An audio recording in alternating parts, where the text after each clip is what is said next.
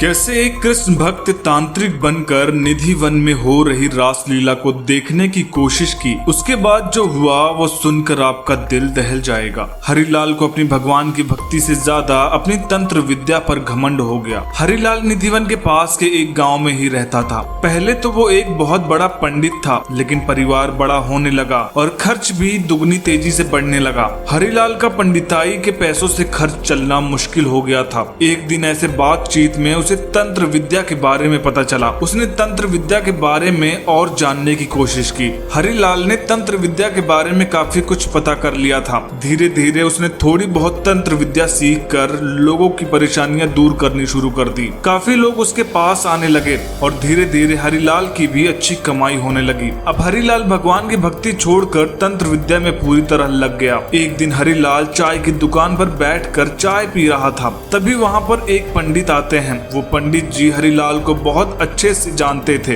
क्योंकि वो भी एक पंडित थे और एक ही गांव के थे, तो अक्सर कहीं न कहीं उनकी मुलाकात हो जाया करती थी। हरिलाल और उस पंडित में भगवान की भक्ति और तंत्र विद्या को लेकर कोई बात होने लगती है। तभी पंडित जी हरिलाल से पूछते हैं, आखिर ऐसा क्या हुआ जो तुम भगवान की आस्था को ठुकरा कर तंत्र विद्या को उससे भी बड़ा मानने लगे? हरिलाल ने कहा, मैं घुमा फिरा कर बात नहीं करता, मुझे अपना परिवार चलाना है और इतनी महंगाई में पंडिताई की कमाई से कुछ होने वाला नहीं था। और जिस तंत्र विद्या को तुम गलत मान रहे हो, आज मैं उसी से लोगों की मदद कर रहा हूँ। मैं उनकी उन परेशानियों को दूर करता हूँ जो शायद तुम्हारे भगवान भी नहीं सही कर सकते। तभी वो पंडित हरिलाल को बोलता है, तुमने जिस शक्तियों की वजह से भगवान को भी ठुकरा दिया है, वही शक्तियाँ तुम्हारे लिए एक दिन सबसे बड़ी समस्या खड़ी कर देंगी। तब हरिलाल उस पंडित से पूछते हैं, अच्छा एक बात बताओ, तुम इतने समय से भगवान कृष्ण की भक्ति कर रहे हो, क्या तुमने कभी भगवान को देखा है? क्या तुमने उन्हें कभी महसूस किया है? ये कभी महसूस हुआ हो कि भगवान तुम्हारे आसपास हो?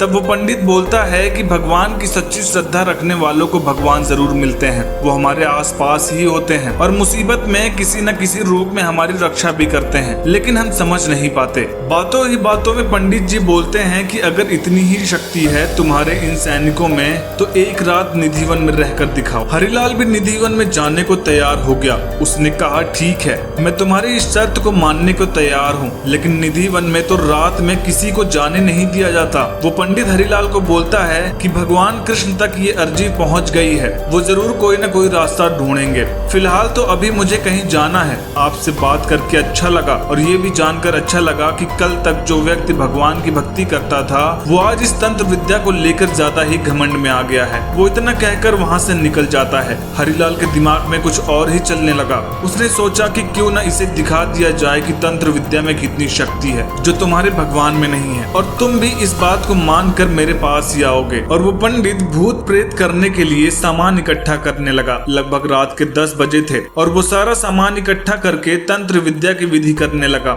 ऐसा करते उसे लगभग 2.5 घंटे बीत चुके थे। उसे कुछ सामान की जरूरत महसूस हुई। शायद उसके बिना वो विधि पूरी नहीं हो सकती थी और वो सामान उसी पंडित के घर से ही मिलता। शायद उस पंडित की कोई चीज जिससे विधि पूरी की जा सके। उसने घड़ी देखी, रात के 12:30 बज रहे थे। वो डरता तो वैसे भी नहीं था। वो उस पंडित के घर जाने लगा। काफी सुनसान जगह थी और रास्ता भी निधिवन से होकर जाता था। वो जा ही रहा था कि तभी उसे कुछ आवाजें सुनाई दी। पहले तो उसे लगा कि शायद ऐसे ही कोई जानवर होगा, लेकिन जैसे जैसे आगे बढ़ने लगा आवाज तेज होती गई और उसे कुछ घुंघरू बजने जैसी आवाज लग रही थी। वो और पास जाता है तो उसे लगता है कि जैसे मंदिर के अंदर कोई पायल पहनकर घूम रहा हो। वो सोचता है कि इतनी रात को सब बंद हो जाता है और यहाँ रुकने के लिए भी मना है, तो ये आवाज कैसी है? और पास जाकर दीवार के उस पार देखने की कोशिश करता है। उसने काफी ईंटें भी लगाई, लेकिन दीवार इतनी ऊंची थी कि ईंटों से भी कुछ नहीं हुआ। वो डिसबैलेंस होकर गिर जाता है और फिर उसने दीवार में कान लगाकर ध्यान से सुनने की कोशिश की। लगभग 5 बजे के करीब किसी ने उसे ऐसे दीवार में चिपके हुए देखा। जैसे ही उसने हाथ लगाया तो वो बेहोश अवस्था में जमीन पर गिर गया और सब हरिलाल को उठाकर ले गए और पानी के छींटे मारे।